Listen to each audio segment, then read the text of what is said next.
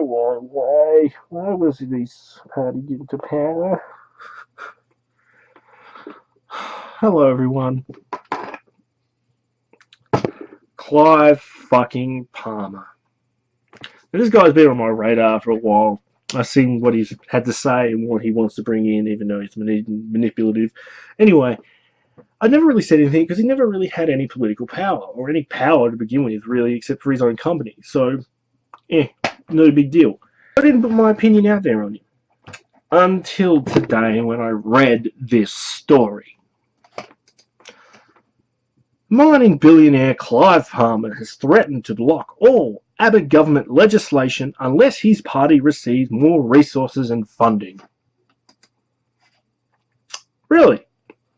Now, to give you a gist of what's going on here, his party's formed an alliance with the Motoring Enthusiast Party, which also have gotten seats in the Senate, to form more, so they have more seats in the Senate to control what happens in the Senate and can actually block certain policies and ideas. That's basically what he wants to do. And he's to be honest, he's blackmailing. He's saying that if you don't give me and our party more resources and funding, we're going to make sure that it's harder for you to push legislation through that will help people of Australia. Now, correct me if I'm wrong, and I already said it was blackmail, but isn't this, I don't know, it's a little word. Well, it's a little bit longer than a little word, but it starts with E. Isn't it extortion? But then again, I'm not really surprised when I thought that the Palmer political party, whatever the fuck they're called, got into the Senate. I have seats in the Senate. I did have a feeling that something weird was going to happen. It's not really that surprising. Again, coming from the guy who said that someone's ex-wife was a Japanese spy.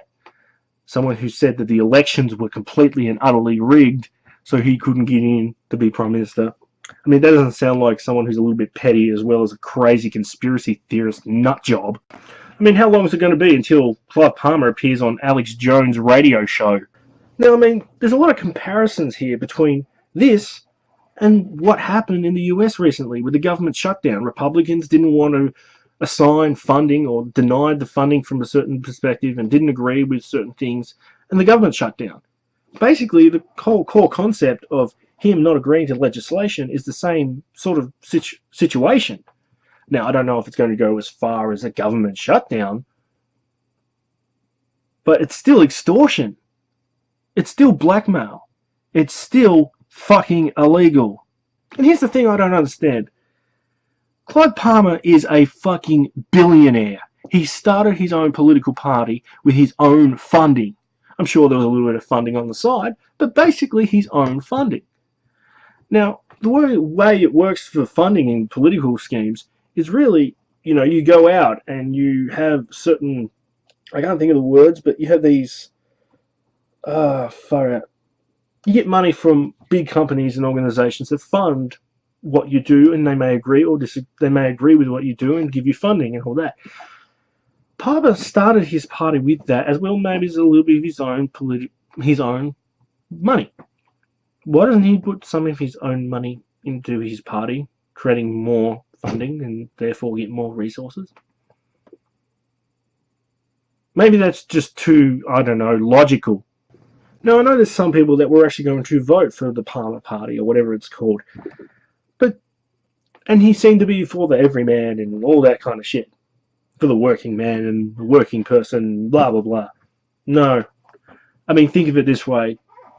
If he's for the working people and Abbott actually brings in a legislation that's actually going to help and he's going to block it, he said he's going to block all. Or get one thing through a year.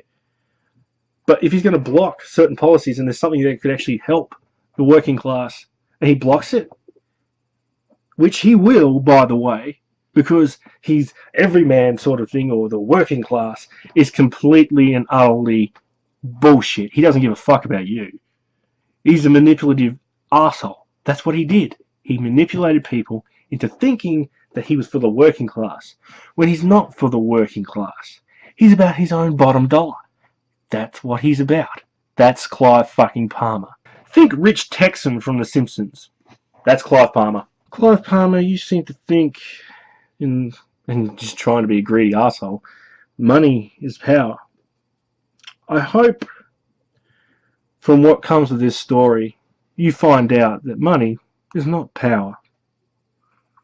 I hope you find out that knowledge is the fucking power. I also hope there are dire consequences for Clive Palmer's fucking actions. Kuipers out.